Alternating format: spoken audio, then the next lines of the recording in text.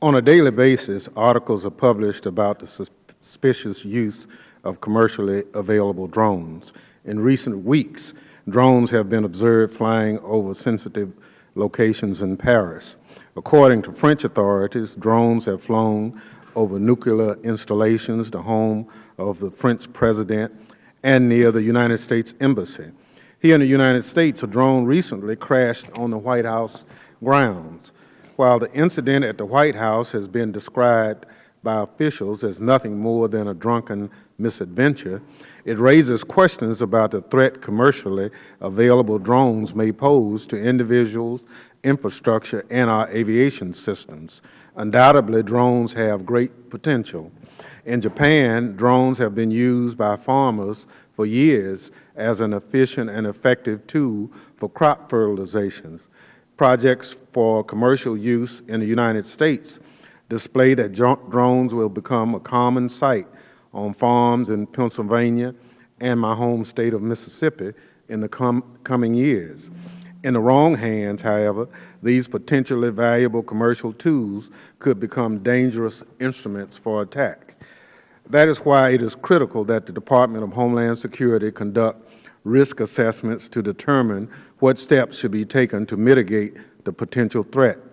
To date, we've learned of components of the department, such as Secret Service and the Science and Technology Directorate, conducting testing that identifies methods to address the potential threats drones pose. It is less clear whether there is a department-wide strategy to develop to address the issue. Unfortunately, despite being invited, as previously commented, the Department of Homeland Security is not here today to explain why and to members what is being done to address the security vulnerabilities drones expose. Despite the Department's absence, I am confident that the members will receive valuable testimony from this distinguished panel of witnesses assembled. Professor McNeil is an expert on the issues of drones and will add a valuable voice to our conversation about the policy solutions should be explored to address the security concerns surrounding drones. Professor Humphreys is making his second appearance before the subcommittee to discuss the issue. I look forward to the other witnesses' testimony also. Finally, I'm pleased that Chief Bennie is appearing in his capacity as President of the International Association of Chiefs of Police. We all have questions Chief Bennie can address regarding how law enforcement utilizes drones and how they respond to drone operating in our cities. However, before yielding back, Mr. Chairman, I'm compelled to point out that much of what we and now the public know of the Secret Service's testing of drones is the result of leaks.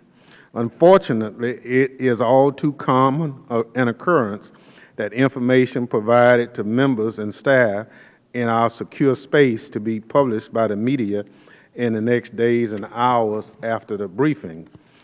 This committee has a responsibility to the American people to make the Department of Homeland Security work and accordingly our nation more secure.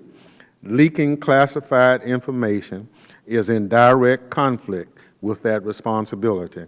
It is also in conflict with the law and oath we signed to obtain access to classified information. I hope and trust all members and staff of this committee and those of other committees we invite to attend briefing will take the oath and the responsibility that comes with it to heart. With that, Mr. Chairman, I yield back.